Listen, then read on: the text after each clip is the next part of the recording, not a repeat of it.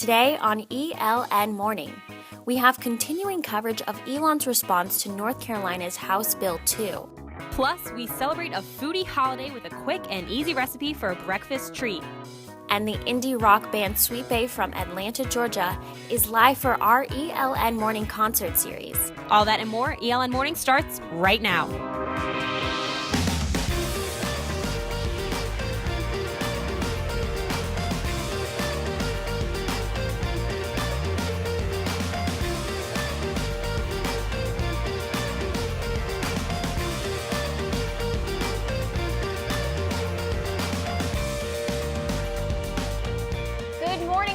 Thanks for starting your day in Studio A. I'm Maya Eaglin. And I'm Caroline Hartshorn. We have a great show for you this morning. We'll tell you why Alumni Gym has been especially busy this week.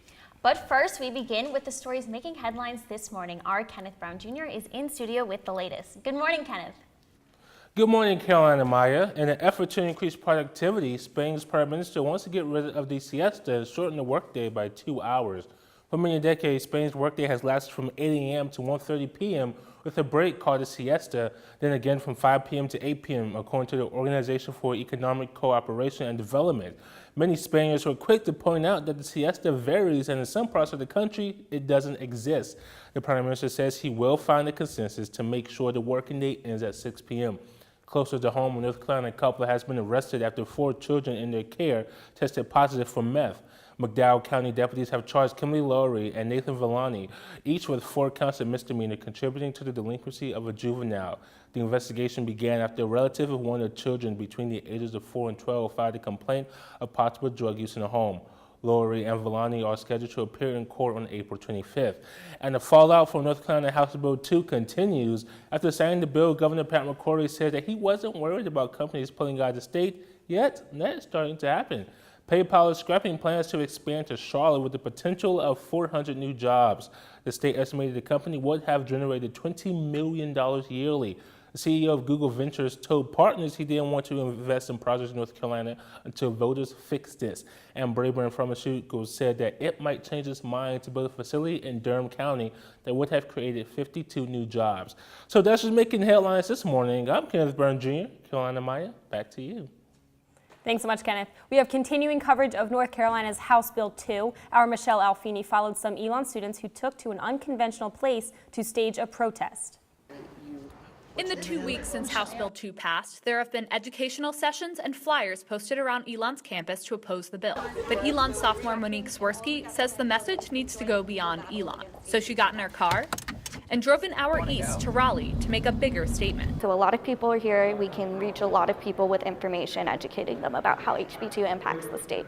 Swirsky and 24 other Elon students spent Tuesday night protesting at Raleigh City Council meeting, handing out flyers to attendees and council members explaining what the city of Raleigh can do to oppose the bill. They took to a private space to voice a public message. We are doing a PM, which is a sit-in where we are standing outside of the bathrooms and inside bathrooms that do not align with our gender identity. Students of both genders stood in the men's and women's restrooms to spread the word to people as they entered. If this sounds uncomfortable, Swirsky says that's the point. That is what HB2 does to transgender individuals, that we are legislating this uncomfortableness. While people were taken aback by the group's presence in the bathrooms, no one was visibly upset. To Swirsky, though, the most surprising thing was how many Elon students joined her. Elon is not known for being the most activisty or liberal campus, so it is really encouraging for me to see my peers at Elon take a stand against this and want to be involved in the civic process. A civic process that brought Elon students an hour away from campus for a 4-hour protest. Michelle Alfini, Elon Local News. According to Spectrum, there will be more protests at other city council meetings in the future across the state.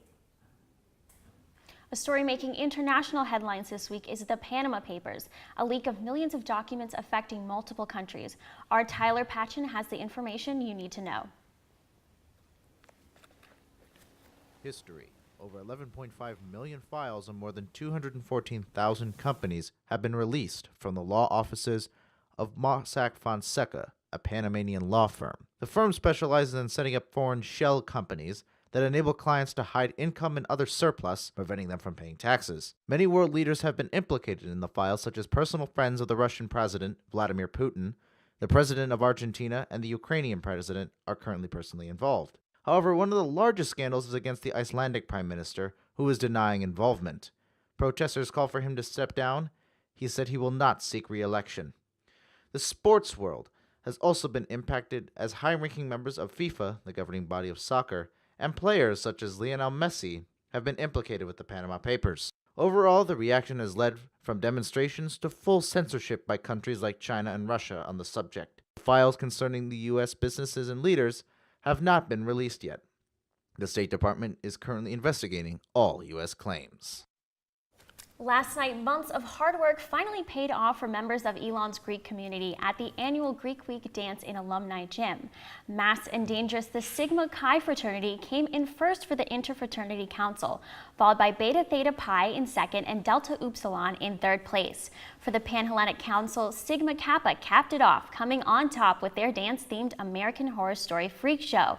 Sliding into second was Zeta Tau Alpha with their baseball-themed ensemble, and in third was Phi Mu with a James Bond mashup.